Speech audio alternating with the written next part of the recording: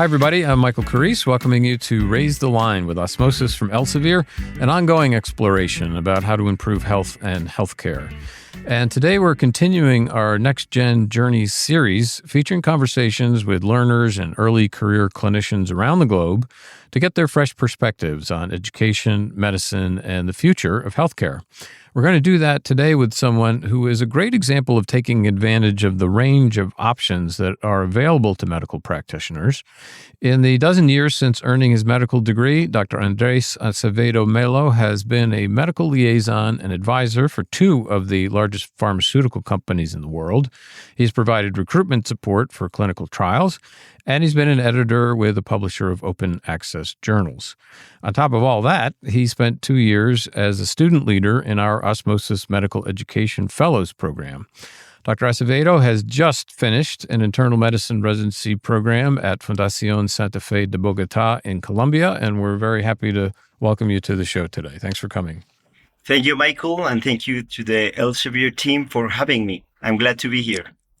And congratulations. That's a huge accomplishment to finish your residency. Yes, it is. It was the end of a big wish that I had since I graduated from the medical school. And hopefully, as you said, after almost 10 to 12 years, I was able to make it. So I'm very happy. That's terrific. So at this juncture, as you think about it, what first got you interested in being in the medical field at all? You know, that's an interesting question because I'm having lately a lot of flashbacks from my childhood. I remember that when I was a kid, I used to see a TV show. Unfortunately, it is not on the air anymore, but it was called The Magic School Bus. Oh, sure.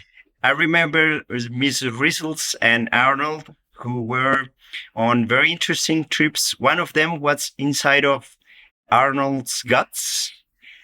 And afterwards, I just got interested in what was the human body, what was behind of it. I remember that a lot of merchandising was following after the TV show. But then I just got interested in what is the human body? What is this machine who works so nicely and so smoothly? At the end of the high school, I remember that I was in between two options, in between medicine and computer engineering, both of them quite opposite topics, not anymore because of AI. Right. But then I just engaged into medicine. Even one of the things that make me decide to pursue a career in medicine was an interview that I had with the dean of one of the medical schools here in Colombia to see what was to be a doctor. So what are the possibilities that a doctor has after being graduated?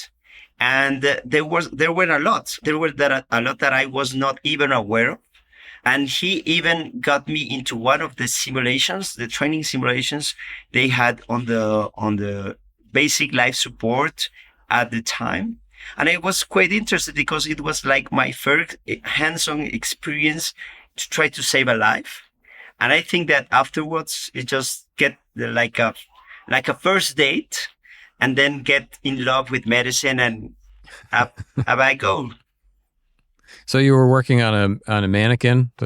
Yes, they were simulations, and they simulated like the RCP, the resuscitation schemes, and it was very hands-on. I remember that I liked a lot the experience.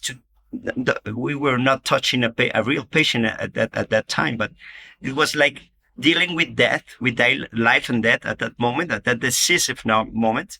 And I just said, I want to pursue that. I want to help others when they are in similar situations. Right. So when you were in medical school, you moved toward internal medicine as an interest. Why did that happen? That occurred in the continuing of my medical career. I remember that at the middle of it, we had these very short courses which were related to internal medicine subspecialties, and one of them was hematology. In fact, the course was designed in 2 weeks, and we had to solve clinical cases each day. And the mechanical behind that was to get a short story and to solve the case before noon. So that was a huge race for the first one to get the diagnosis. And I was feeling like, like being a detective, kind of grabbing clues from the clinical history and then from the examination and then from the laboratory ancillary tests just to confirm the diagnosis. And I was saying, I'm feeling like Dr. House right now. Trying, another TV show. But not in a TV show, right? And then I just got, I love this. I just want to use this knowledge from pathophysiology, and then how to bring them to a therapeutic plan, and then just to try to give that alternative to patients. And then just I began to rotate in the rest of specialties and in internal medicine. I had great mentors during my medical school. Most of them are right now, they do not live in Colombia anymore. One of them is Dr. Bernardo Lombo from Yale School in Cardiology. Another one is Dr. Andres Cardona, both of them are internal medicine specialists, but they have also pursued a subspecialty in cardiology and oncology. So they were very important in my shaping of wanting to pursue a medical internal medicine career. Well, I tell you, we've done nearly 500 interviews on Raise the Line, and almost everybody we talk to mentions the importance of mentors and people who have guided them. So we're not surprised to hear that from you.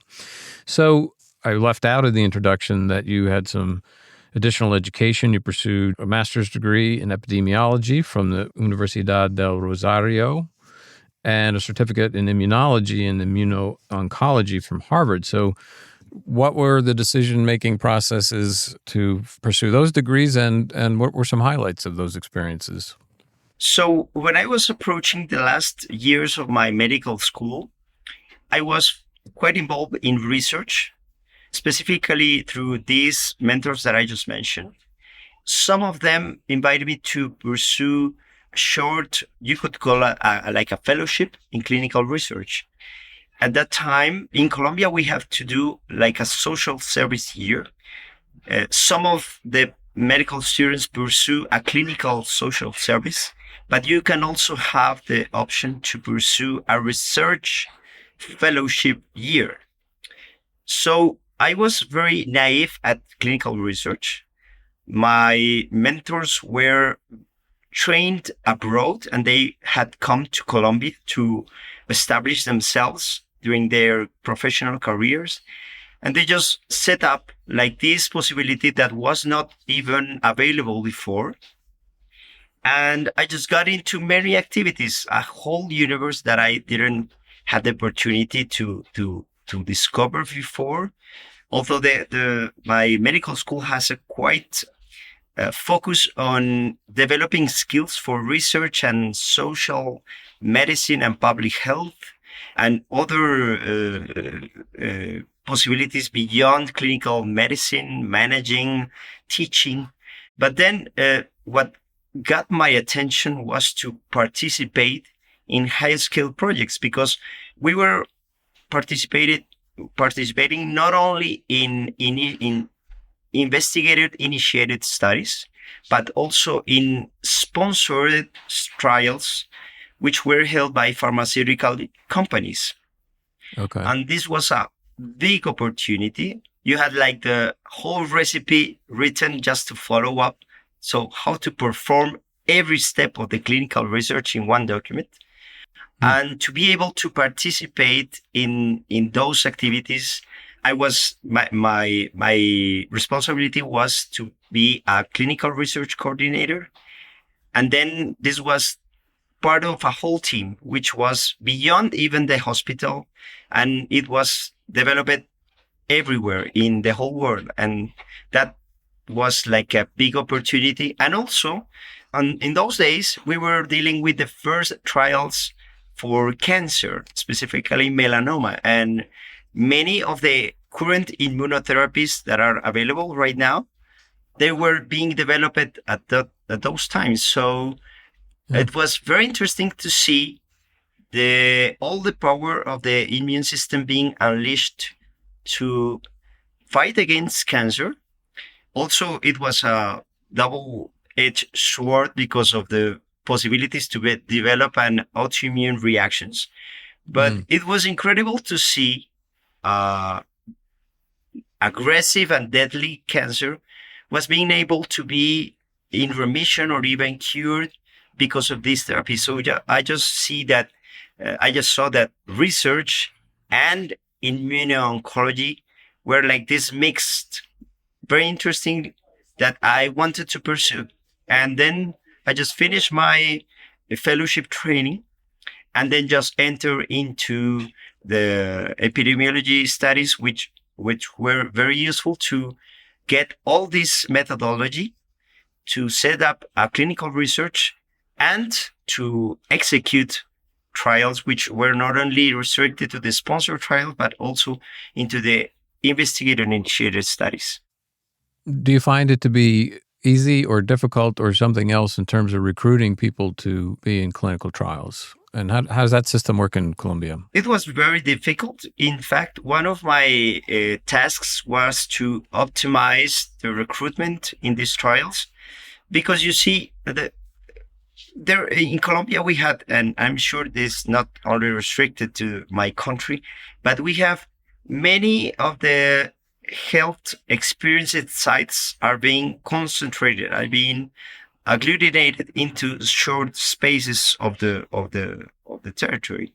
So then it's a major challenge to get access for everyone, even the ones who are in the rural areas that are not able to afford because they cannot know about this. Right. So one of my tasks and the ideas that we had is that by using the information systems that we have here established by the health authority, the Ministry of Health, we have access to diagnostic codes that are being reported from every health center in the country. So if you had that, and if you had demographic information, obviously, it should be anonymized, then you can do a map, or where are these people who have these conditions are being seen and being served. And through that way, we could map, for example, I was in charge of obesity in childhood trial. We were able to track where the adolescents with obesity were, and to go to the towns and to talk with their medical specialties and medical healthcare professionals who were in charge of them, and to invite them to have them the possibility to being referred to a clinical trial. It was very, very nice to see not only the possibilities that the people had, but also the education possibilities that you could give them, to provide them, just to let them know what is the obesity, why is it a problem, how is not only the child, but it's also his family system, which is affecting him. And this was a very beautiful opportunity. And then each of the child who got referred into the clinical trial received a whole treatment planning, which involved his family or her family. And it was very nice. That's obviously a pretty expensive, time-consuming way to approach this, to actually go out and visit these communities and do that sort of one-on-one sort of thing. Have you figured out a way to make that sustainable? Perhaps because we are dealing in many cases with primary care. Even I have read about some strategies being implemented in China, which are not specifically related to medical doctors, because, this kind of healthcare counseling can be done even by nurses or even by other health professionals, which are even in the small towns, and then they can provide some guidance to them. So it's a matter of, as I see it, it's a matter of how to decentralize the information and how to make them accessible and easy to understand to the people who are in rural areas. Uh, Perhaps on top of that, we can take advantage of artificial intelligence. That's one of my dreams. But hopefully, I know that cost is a limitation right now, but I I am I am hoping that artificial intelligence would give us a help of that. In what way? How would you apply AI? For example, kind of having our idea of mapping where are the populations with diseases are distributed, then you can have this information related to healthcare insurance companies or even the healthcare providers, which could use this information like in dynamic maps, just to give them recommendations, which can, I don't know, perhaps being on their handheld devices or their cell phones, and to just give them recommendations. Where should they seek for help? If or even more, we have just a very difficult situation in having people to have their periodic exams. So many people here in Colombia spend a lot of time without even never consulting to a medical doctor or even to primary care specialties. So perhaps inviting them through this health information to consult early and to get early counseling could prevent, I hope, chronic diseases afterwards. So really using it for outreach for primary care purposes. Yeah, you could see that. So I did mention that at some point you found your way to Osmosis and were a member of our Osmosis Medical Education Fellows program. How did that all start? Well, it was after having my training in epidemiology, I decided to pursue my studies in internal medicine. So this was after a long journey through the pharmaceutical industry. It was about 10 years. And I just realized that many of my clinical skills were outdated. And it's incredible how fast you can get outdated in medicine. It's huge. The information, the new technologies that are arising every time is huge.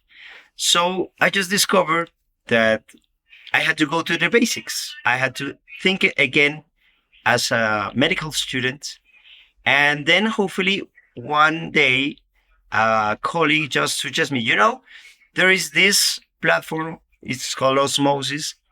It has a lot of videos and it just gives you like the short takeaway and the ideal concepts you have to take for your exams. So just try it. I discovered that I'm a very visual learner, and I just love it. As the same with internal medicine, just love to see all these difficult concepts that are very, in some cases, rocket science, but just to make them so simple and so short, like so concise. And I just decided that I would have my subscription and start preparing my exams by using Osmosis. Well, that's great. It's obviously something we love to hear. And then how did you get involved with the OMEF program? So that is also related to my journey through the pharmaceutical industry, because at that time, we were collaborating in a lot of virtual teams. And many of my colleagues were from all parts of the world.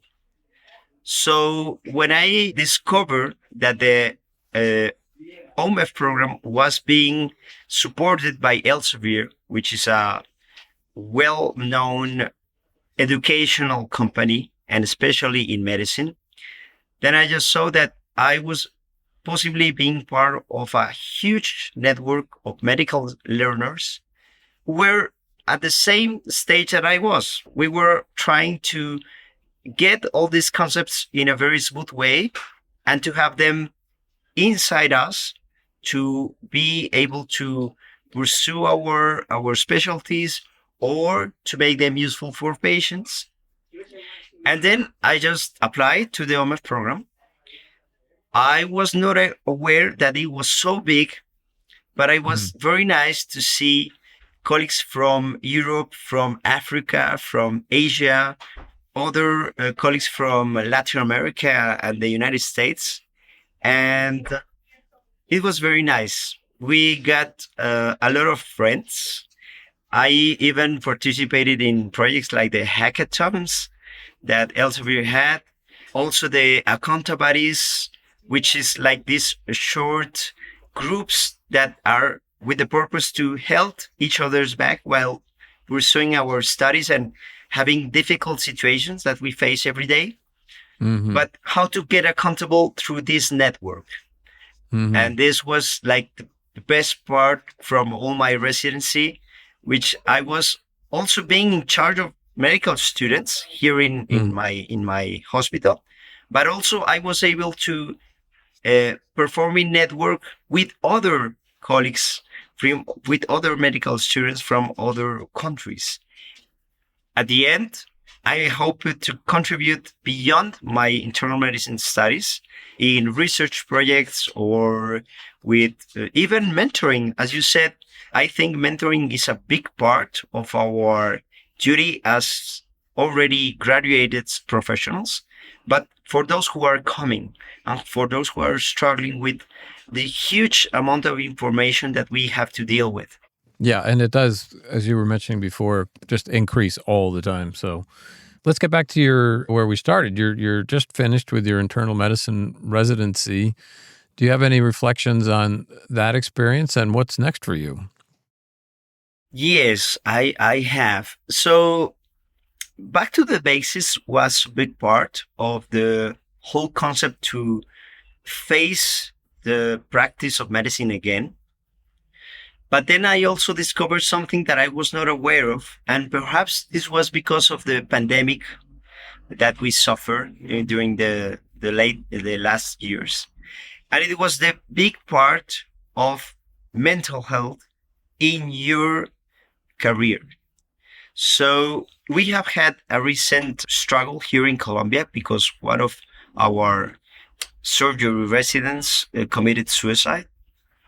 Wow. And it was a very dramatic event for all the residents and the medical students here in the country. This gave us the opportunity to open the debate. So what is the toll that we are having for being part of a care system to others? And in that system, how we are accountable for our own mental health. And this was my own struggle during the first months of the residency, because we had not only the amount of information that we had to deal with, but also the complex cases that we had each day. And in this process, I had to learn how to deal with frustration, how to try to stay encouraged, even though I was not able to accomplish all the tasks that I was in charge of every day. And I am sure that I'm remembering Dr. Stelo Hill interview about how to handle this frustration, how to understand that you have to do all your effort and the best that you can do, and then just understand that it's a process. You're going to have this learning not in just one try, but just through repetitive and constant effort that will come at the end for the best of you, for your colleagues, and your patients. And the rest, I think, is just to keep interested, doing the things that you love, and having the support of your family, your friends, staying healthy through physical activity and healthy habits, because the toll is huge. Then you have to manage your stress. And if you don't, hopefully these bad outcomes can happen. So we have to keep each other's back. So you have this amazing array of experience and education, you're finished with your residency. How are you hoping to apply all this? Where are you hoping to apply everything that you are bringing to the table here? So I want to pursue some additional studies in cancer, as we have previously talked about. But I'm also willing to integrate all this knowledge through coaching, because one of the challenges that I faced during my pharmaceutical industry journey was how to inspire and influence people. There are a lot of examples, a lot of techniques. I'm sure that you all have the books in your bookshelf ready to be read.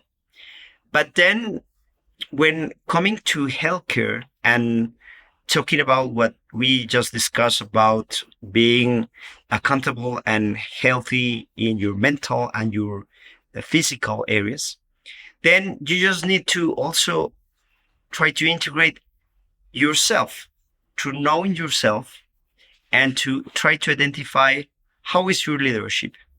So one of the things that I had to do in the pharmaceutical industry was to balance work life and professional life.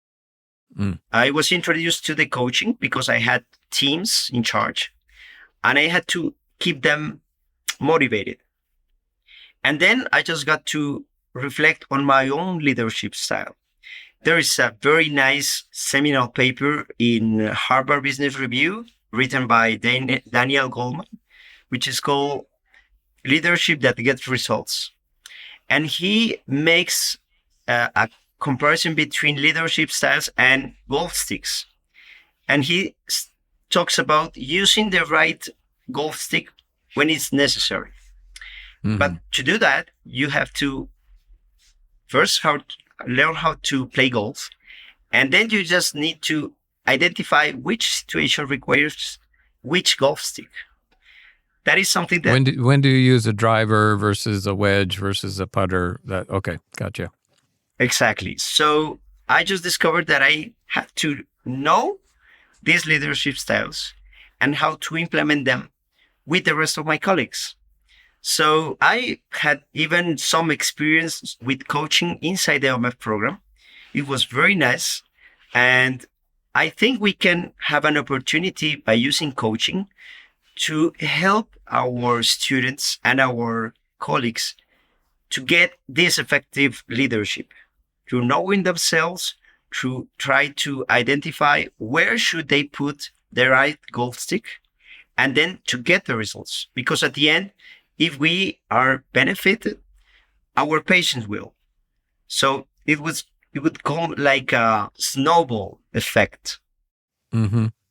It's interesting you bring this up. We just recently did an interview with Dr. Jennifer Hunt, who's the interim dean at the University of Florida College of Medicine. And she, after having, benefited tremendously from mentorship and sponsorship through her career, also got interested in coaching and really believes that coaching, while it's very common and popular in business circles, it has been underutilized in medicine. And she thinks it's a really very powerful tool. So you're sort of echoing something we're hearing from somebody else. That's kind of interesting. We're almost out of time, so I want to give you a chance, like we do with all of our guests, to leave us with your best advice for medical students and early career professionals about approaching their career at this particular time. I will use a recent experience which was held during the pandemic, because I was involved in a mentoring program for students at my medical school. And we were using a very nice template from a book, which is called Designing Your Life by Bill Burnett and Dave Evans. And it was interesting because they were suggesting that you might have a plan for your whole medical career, but you can also have alternatives. You can pursue research. You can pursue managing careers, even teaching. But that is something that you will try to understand if you experience that. So I will advise, based on this platform, to consider your life like a stack of possibilities where you can choose one and go for it. But then if you just get like detoured from that path, then you just try if you like it or if you can learn something from that. And if you have this in mind, then at the end you can use a lot of golf sticks to use them when necessary. So I will advise our young minds to be open, to try to take advantage of programs such as the OMEF program, all the networking that we have, the 6 degrees of separation. I am sure that they have been reduced to 3 or less because you can access anyone which very powerful thoughts and very powerful ideas with just the power of networking. So just to stay open to explore possibilities that you can have in life. But if you have one that fills your heart, go for it, and then struggle with everything, keeping yourself accountable and compassionate about yourself. Well, that's wonderful, very insightful, beautiful advice, and a wonderful way to end our time together. Dr. Acevedo-Melo, I want to thank you so much for spending time with us today. It's been a real pleasure. Thank you, Michael. I'm Michael Carrese. I want to thank everybody for checking out today's show and remind you to do your part to raise the line and strengthen the healthcare system. We're all in this together. If you like this podcast, please share it on your social channels. You can also subscribe to the series and check out all of our episodes at osmosis.org/raisethelines podcast.